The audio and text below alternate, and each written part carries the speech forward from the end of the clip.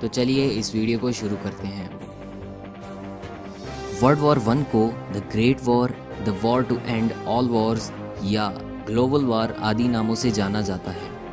ऐसा माना जाता था कि ये लड़ाई अब तक की सबसे बड़ी लड़ाई है और अगले 60 से 70 वर्षों तक कोई ऐसा युद्ध नहीं होगा। किंतु इसके बाद जब सेकेंड वर्ल्ड वॉर हुआ तो इसका नाम बदलकर वर्ल्ड वॉर वन रख दिया गया। वर्ल्ड वॉर इसलिए क्योंकि इसमें दुनिया के कई देश आपस में लड़े और कई जाने गई। ये विश्व युद्ध 28 जुलाई 1914 से 11 नवंबर 1918 तक चला। अब बात करते हैं उन कंट्रीज़ के बारे में जो कि इस विश्व युद्ध में लड़ी थी। ये युद्ध दो ग्रुप्स के बीच में लड़ा गया था, जिनमें से एक था अलाइड पावर्स, इसके सदस्य थे रशिया, फ्रांस, ब्रिटेन, जापान और यूएसए, और दूसरी ओर था सेंट्रल पावर्स। इस ग्रुप के सदस्य थे जर्मनी, ऑटमन एम्पायर जहां आज टर्की स्थित है, और ऑस्ट्रिया हंगरी एम्पायर जहां आज बहुत सारी यूरोपियन कंट्रीज़ हैं। इससे पहले हम बात करें इनके कॉजेज़ यानी कारणों के बारे में, हम बात करेंगे मुख्य अलायंसेस यानी संधियों के बारे में, जो कि आपको बाद में समझने के लिए हेल्प करेंगी। अपनी पावर के संतुलन को बनाए रखने के लिए अलग अलग देशों ने एक दूसरे के साथ गुप्त समझौते कर लिए। किसी दूसरे देश को इस बात का पता नहीं था कि इन देशों के बीच में अलायंसेस यानी समझौते हैं। इनमें से मुख्य समझौते हैं नंबर 1 ट्रिपल अलायंस। ये जर्मनी, ऑस्ट्रिया हंगरी और इटली के बीच में 1882 ईस्वी में हुआ था, जिसके अनुसार अगर कोई देश इनमें से किसी एक पर हमला करता है तो तीनों मिलकर उसका डिफेंस करेंगे। Number 2 triple entente. ये 1907 में फ्रांस, ब्रिटेन और रशिया के बीच में हुआ था। पहले 1904 में ब्रिटेन और फ्रांस का एक समझौता हुआ जिसे एंटॉन्ट कोर्डियाल कहते हैं, और 1907 में जब रशिया का समझौता इनसे हुआ तो ये ट्रिपल एंटॉन्ट बन गया। बात करते हैं युद्ध के कारणों के बारे में, तो सबसे पहले पर है अलायंसेस यानी संधियां। हम अभी अभी इनके बारे में बात कर चुके हैं, इसके कारण भी कई देशों ने युद्ध में हिस्सा लिया। नंबर 2 पर है मिलिट्रिज्म। हर देश अपने आप को अधिक शक्तिशाली सिद्ध करने के लिए नए नए हथियार, नए नए टैंक, मशीन गन्स और बड़ी और अधिक शक्तिशाली सेना व जहाज बनाने की दौड़ में लगे थे। इन सभी चीज़ों में ब्रिटेन और जर्मनी सबसे आगे थे। वहाँ इंडस्ट्रियल रिवॉल्यूशन काफ़ी तेज़ी से फैल रहा था। इसी दौड़ में अपने आप को सबसे आगे रखने के लिए सभी देशों ने अपनी अपनी शक्तियों का प्रयोग किया और ये वर्ल्ड वॉर का मुख्य कारण बना। नंबर 3 पर है इम्पेरियलिज्म यानी साम्राज्यवाद। साधारण शब्दों में कहें तो उस समय के पश्चिमी यूरोप के देश चाहते थे कि वह दूसरे देशों पर अपना राज करके अपनी मैन पावर यानी आर्मी और सभी रिसोर्सेज को बढ़ाएं। ब्रिटेन इस मामले में सबसे आगे था, जिसने भारत को भी अपने अधीन कर लिया था। एक समय में तो ब्रिटेन 25% दुनिया पर अपना राज कर चुका था। इसमें सभी यूरोपियन देशों ने अफ्रीका पर कब्जा करना शुरू कर दिया क्योंकि ये एरिया में काफ़ी बड़ा था। Death of archduke Franz Ferdinand 28 जून 1914। इस घटना का वर्ल्ड वॉर से बहुत ज़्यादा संबंध है।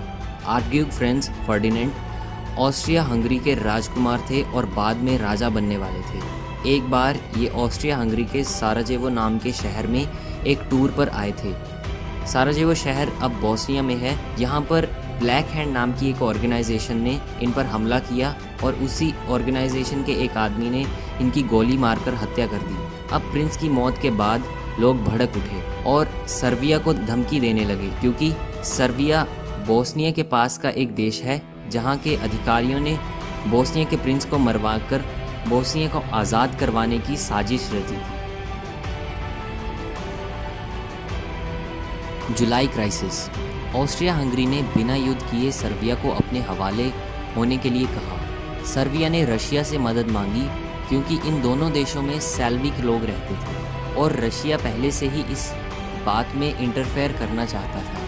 अब ऑस्ट्रिया हंगरी ने जर्मनी से मदद मांगी क्योंकि इन दोनों में 1882 ईस्वी में एक संधि हुई थी, जिसके बारे में हम वीडियो में पहले ही शुरुआत में बात कर चुके हैं। जर्मनी ने भी ऑस्ट्रिया हंगरी को सपोर्ट किया। इसे जुलाई क्राइसिस भी कहते हैं क्योंकि ये सब 28 जून को प्रिंस की मौत के बाद जुलाई महीने में हुआ था। War declared. ऑस्ट्रिया हंगरी और जर्मनी ने सर्बिया पर युद्ध करने की घोषणा कर दी। उसके बाद रशिया ने जर्मनी पर युद्ध करने की घोषणा कर दी और कुछ ही दिन बाद फ्रांस ने भी जर्मनी पर युद्ध करने की घोषणा कर दी, क्योंकि रशिया और फ्रांस ने भी एक संधि की थी जो थी ट्रिपल एंटॉन। अगर आपको याद हो तो हम पहले इसके बारे में बात कर चुके हैं। पर इटली, जो कि यहाँ पर ऑस्ट्रिया हंगरी और जर्मनी के साथ एक संधि में बंधा हुआ था, उसने ये कहकर अपना दल बदल लिया कि उसका समझौता केवल डिफेंस के लिए जर्मनी और ऑस्ट्रिया हंगरी के साथ हुआ था, ना कि अटैक करने के लिए। और युद्ध के शुरुआती कुछ महीनों से ही ट्रिपल एंटॉन की ओर से लड़ना शुरू कर दिया। अब जुलाई क्राइसिस के बाद अगस्त 1914 में युद्ध की शुरुआत हुई। सबसे पहले जर्मनी ने फ्रांस पर अटैक किया, क्योंकि रशिया की आर्मी और रिसोर्सेज ज़्यादा थे और वे फ्रांस को पहले रास्ते से हटाना चाहते थे, बाद में वे रशिया पर अटैक करना चाहते थे। इसके लिए उन्होंने बेल्जियम का रूट चुना और फ्रांस पर अटैक किया।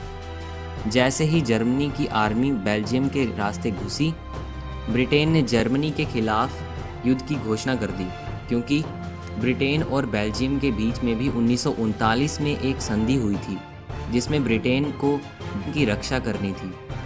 इसलिए अब ब्रिटेन ने भी अपनी आर्मी को फ्रांस की मदद करने के लिए भेज दिया। जर्मनी फ्रांस में घुसने में तो सफल हुआ, लेकिन फ्रांस को हरा नहीं पाया, क्योंकि ब्रिटेन ने आकर फ्रांस को सपोर्ट किया। और दूसरी ओर ईस्ट में जर्मनी ने रशिया के लगभग 3 लाख सैनिकों को मारकर उसे पछाड़ दिया। उसके बाद ऑटमन एम्पायर ने रशिया पर 29 अक्टूबर 1914 में अटैक किया, क्योंकि ये दोनों बहुत पुराने दुश्मन थे और एक दूसरे पर कंट्रोल करना चाहते थे। इसका दूसरा कारण ये भी है कि रशिया जिस समुद्री रूट से दुनिया के साथ जुड़ा हुआ था, वो ऑटमन एम्पायर के पास डार्डेनल स्टेट्स की ओर से जाता था। आप इस मैप में देख सकते हैं कि ये रूट रशिया का मेन ट्रेड रूट है। तो रशिया चाहता था कि ऑटमन एम्पायर उसके रास्ते में कोई बाधा ना डाले, इसलिए ये दोनों आपस में एक दूसरे के खिलाफ युद्ध में उतरे। उसके बाद ऑटमन एम्पायर ने स्यूज कैनाल पर हमला कर दिया, क्योंकि ब्रिटिश और इंडिया जोड़ने वाली ये एक मुख्य कड़ी थी। हालांकि बाद में इसे बचा लिया गया। लगभग 3 साल तक न जर्मनी आगे बढ़ा न फ्रांस। उस समय लड़ाई ट्रेंचेस में होती थी। ये ज़मीन के अंदर निकाली गई नालियों जैसी जगहें होती हैं जहां सैनिक गोलियां चलाते हैं, और ये डिफेंस में भी काफ़ी काम आती है। सैनिक अपना बहुत सारा समय यहीं पर गुजारते थे। बैटल ऑफ सोम ये 1 जुलाई 1916 से 18 नवंबर 1916 तक चला। इसमें अलाइड पावर्स के एक दिन में 80,000 सैनिक मारे गए, जिनमें से ज़्यादातर ब्रिटेन के थे। फ्रांस और ब्रिटेन ने अफ्रीका में जर्मनी की कॉलोनीज़ पर हमला कर दिया। वहीं दूसरी ओर जापान ने भी माइक्रोनेशिया और चाइना में जर्मनी की कुछ कॉलोनीज़ पर हमला कर दिया। जापान युद्ध में ब्रिटेन और उसके बीच हुई एक संधि के कारण कूद पड़ा। ब्लैक सी में ऑटमन शिप्स ने रशिया के कुछ बंदरगाहों पर हमला करना शुरू कर दिया। टर्की यानी ऑटमन एम्पायर के गैलीपोली शहर पर ऑस्ट्रेलिया और न्यूजीलैंड की आर्मी ने हमला कर दिया। इस आर्मी को एंजैक भी कहते हैं, पर इसे पूरी सफलता नहीं मिली। जर्मनी और ब्रिटेन में नेवल वार शुरू हो गया, लेकिन यहाँ जर्मनी की बनाई गई सबमरीन्स ने अलाइड शिप्स पर अटैक करना शुरू कर दिया।